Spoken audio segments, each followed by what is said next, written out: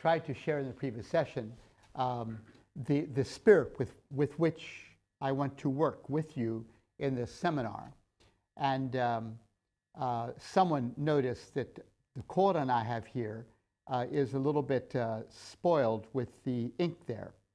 I want to say that in my travels, I never carry my Arabic Quran in my briefcase because that would be considered disrespectful by my Muslim friends. So what I have in my hand here is an English interpretation of the Quran. It is not the Quran. In Muslim understanding, all translations are only interpretations.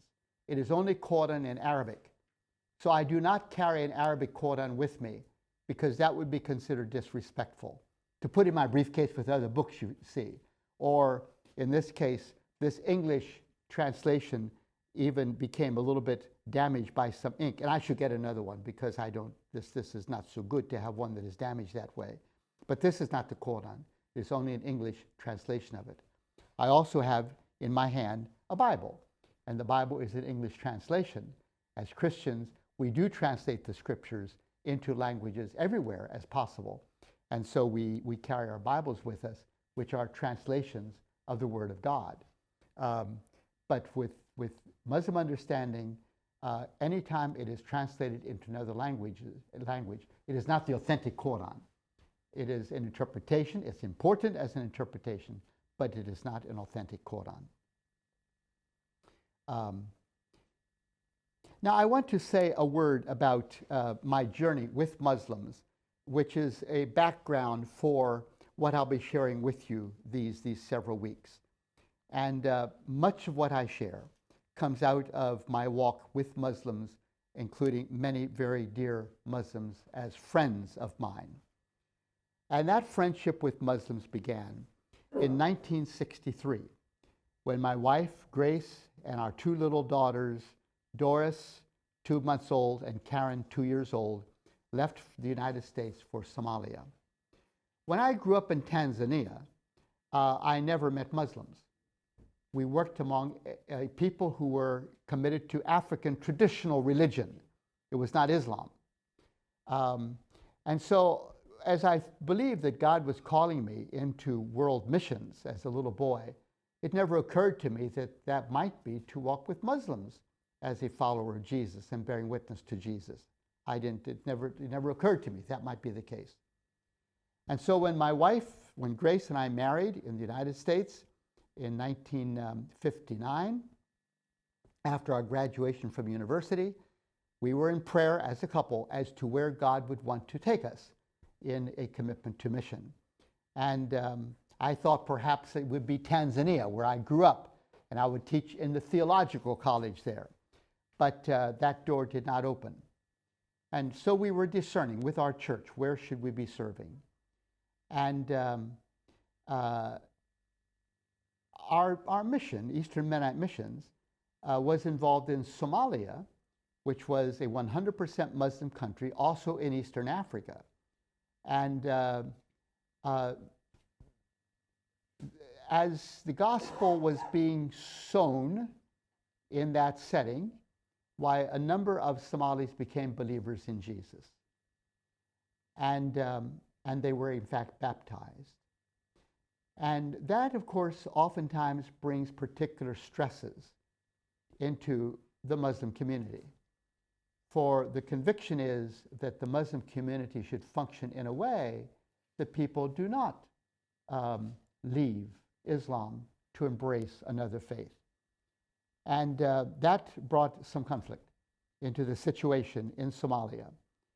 And these new believers conducted themselves in ways that were not wise. I don't mean this critically, but they gave out tracts in the streets of the capital city beside the principal mosque in the city. And that led to much concern in the Muslim community.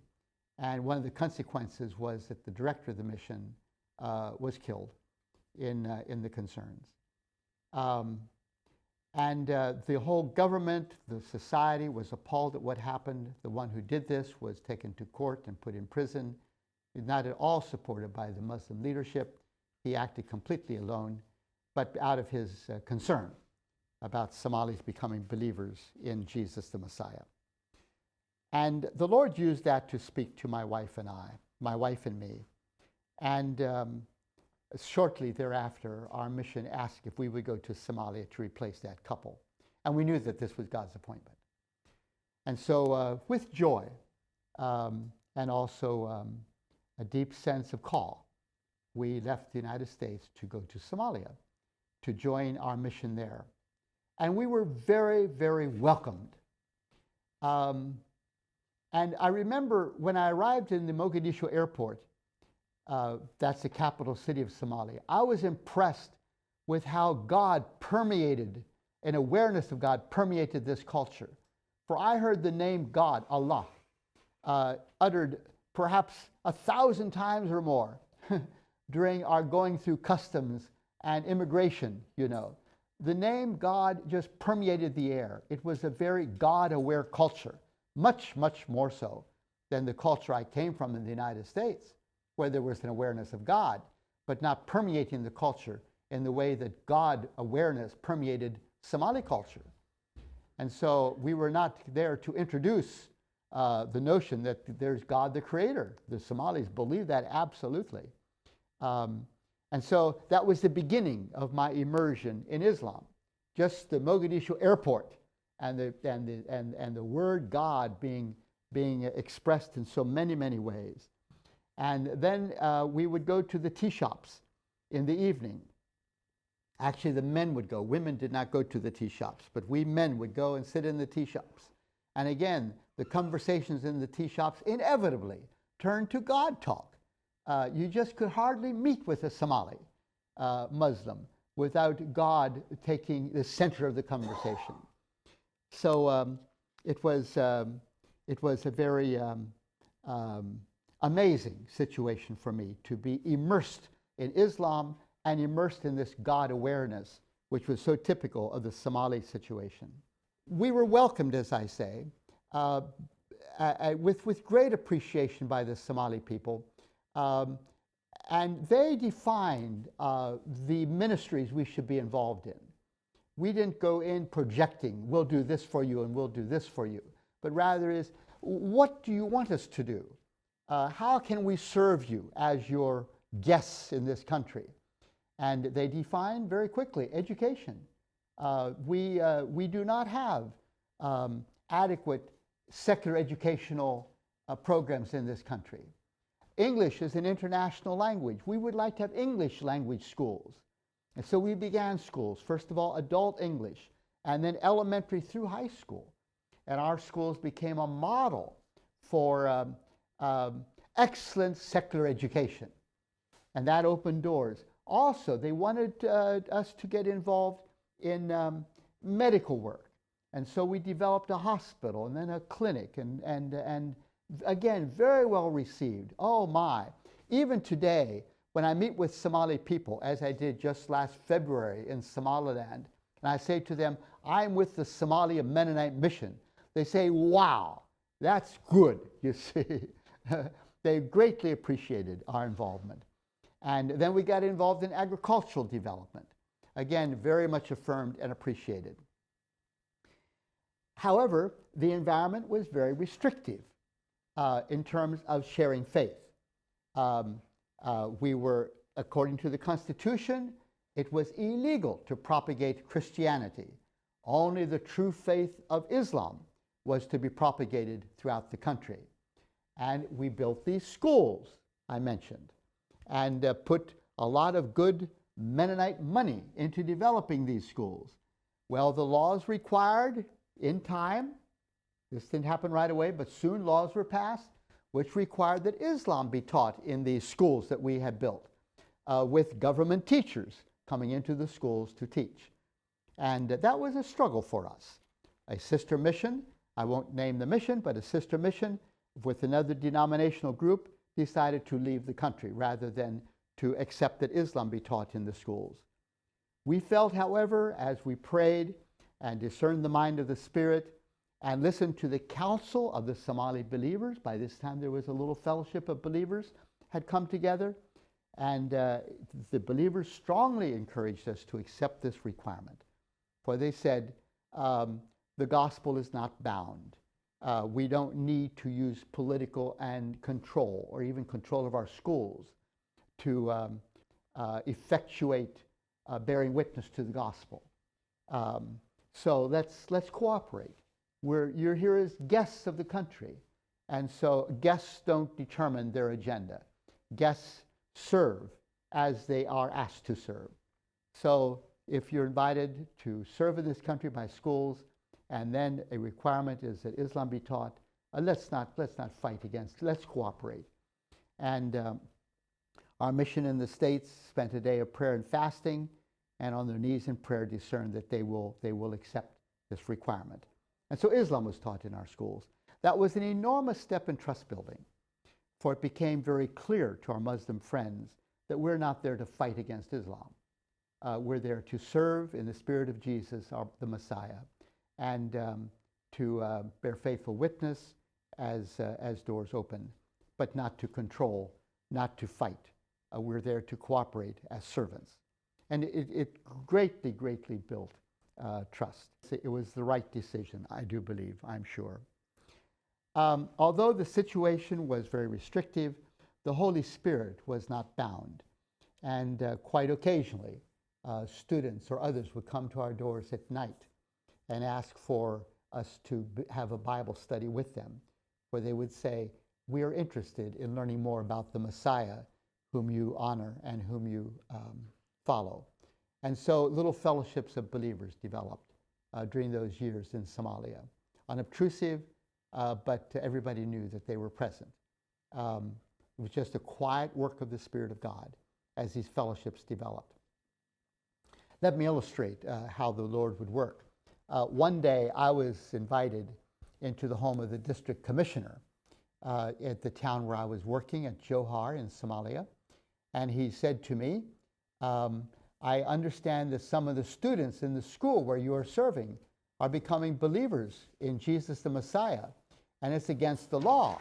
I want you to know I'm doing an investigation, and when I learn the whole truth, I'm going to take actions to make this stop. He was quite angry, and so I prayed, Holy Spirit, the Lord has promised that at times like this you'll tell me what to say. So hurry up and help me know how to respond. I said to the district commissioner, may I respond to your charges? He said, of course you may. The place was full of people, so I didn't want a riot or anything. So I said, I'd like to just respond in the presence of one or two witnesses. So I asked everybody to go out of the office except the chief of police. And then I said, I will not comment on whether Somalis are becoming, at the school, are becoming believers in Jesus or not. You do your investigation and you come to your own conclusion. Only God knows the heart of a person, so I won't comment on that. But I said, I have a big problem, and I need your advice as to what to do. I said, years ago, when I believed in Jesus the Messiah, the Spirit of God filled my soul with love and joy and peace, and I cannot destroy that gift. It's right at the center of my being. And occasionally, students will come to me and they will say, we see within you the gift of joy and love and peace, and we know it has to do with your faith in Jesus.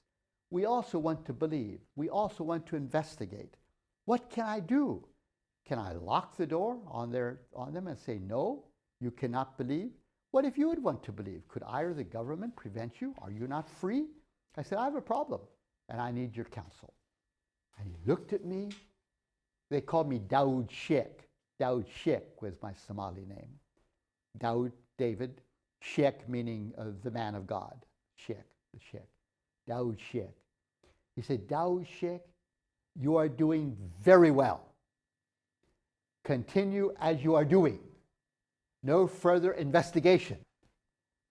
That was the way in which we worked in Somalia. Restricted, but the Holy Spirit not bound. We called these people Nicodemuses, who would come at night asking quietly for a Bible or for a Bible study. and who would come to faith in Jesus, and little fellowships of believers were formed.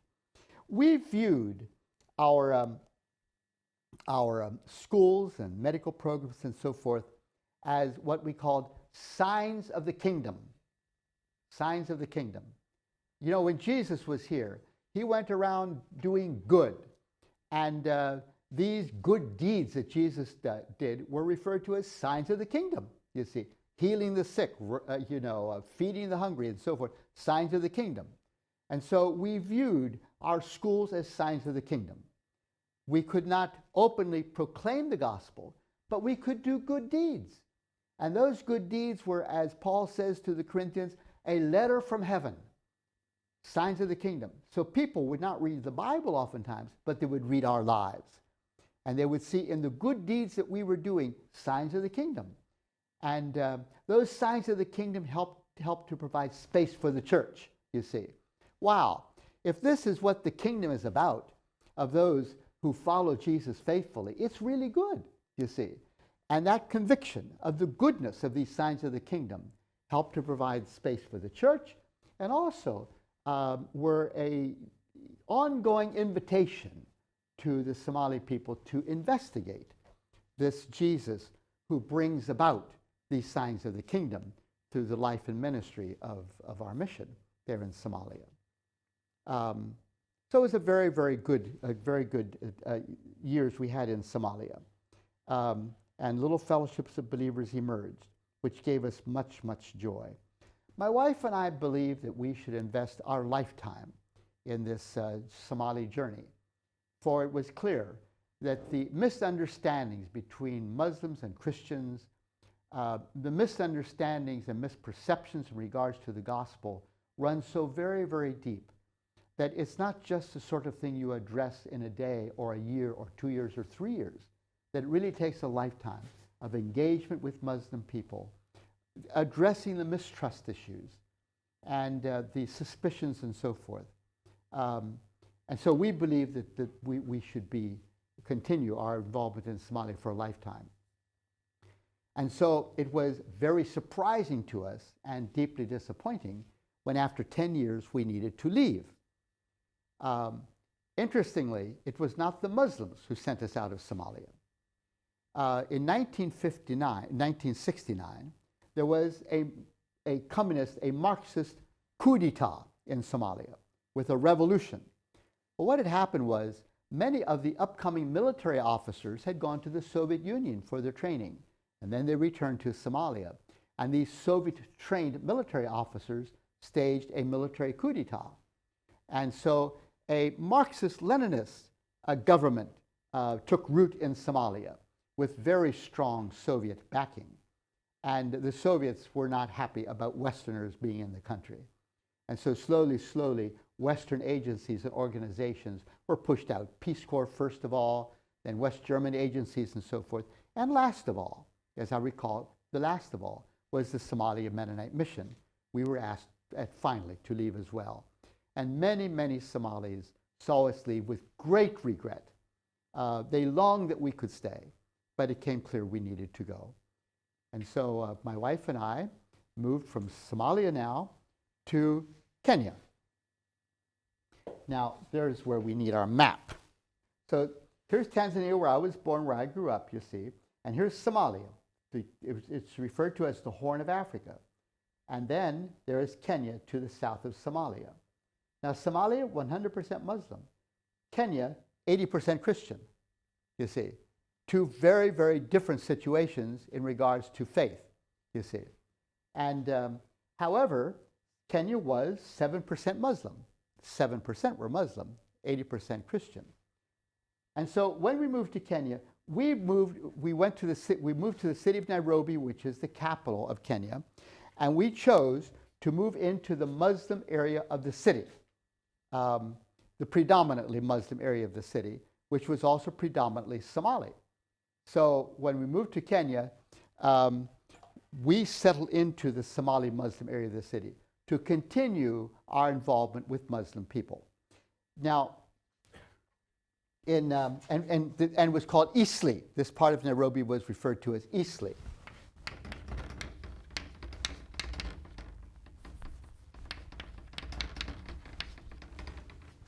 And there was a couple main thoroughfares going through Eastleigh, and then you had these side streets, and there was a side street which had a dead end. It was called 8th Street. Amazingly, on 8th Street, there was an apartment complex being built, which had apartments for 5 families. And this was just across the street, catty corner across the street, from the 8th Street Muslim Mosque. We were able to rent that entire apartment complex. And so we became a Christian community right across the street from the 8th Street Mosque, you see.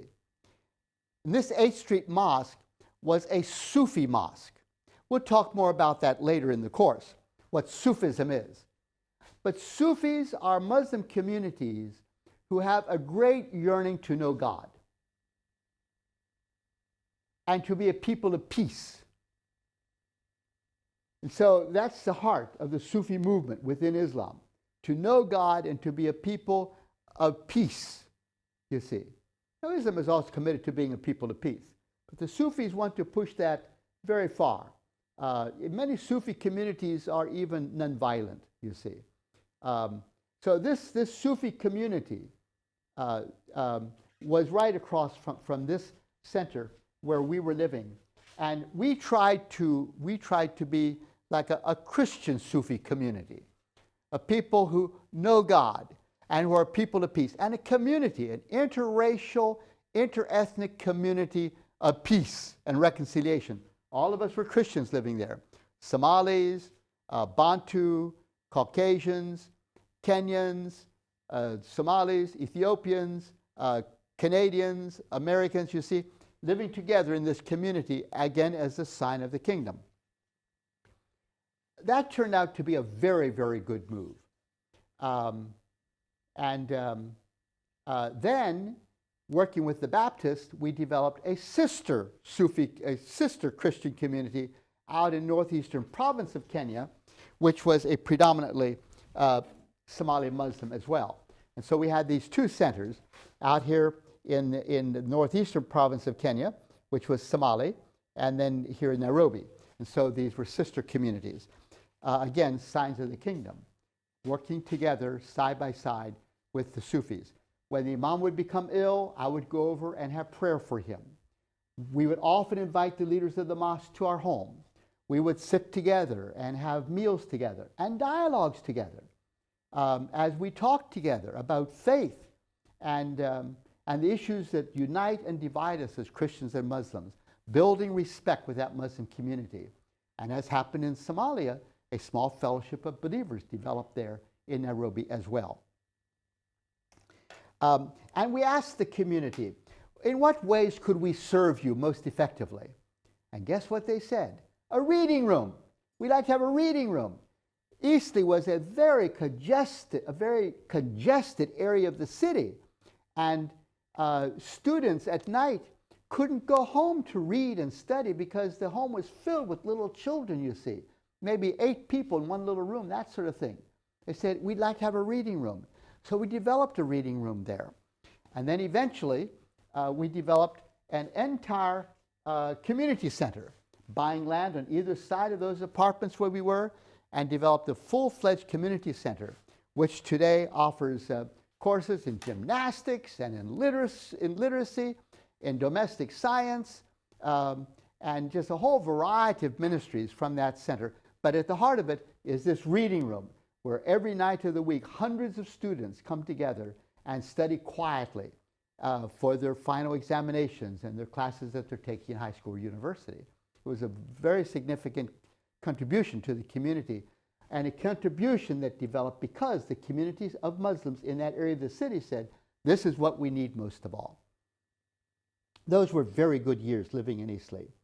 And I was teaching at the university. By that time, I had my doctorate, and so I was employed at the university to teach in the Department of Religious Studies.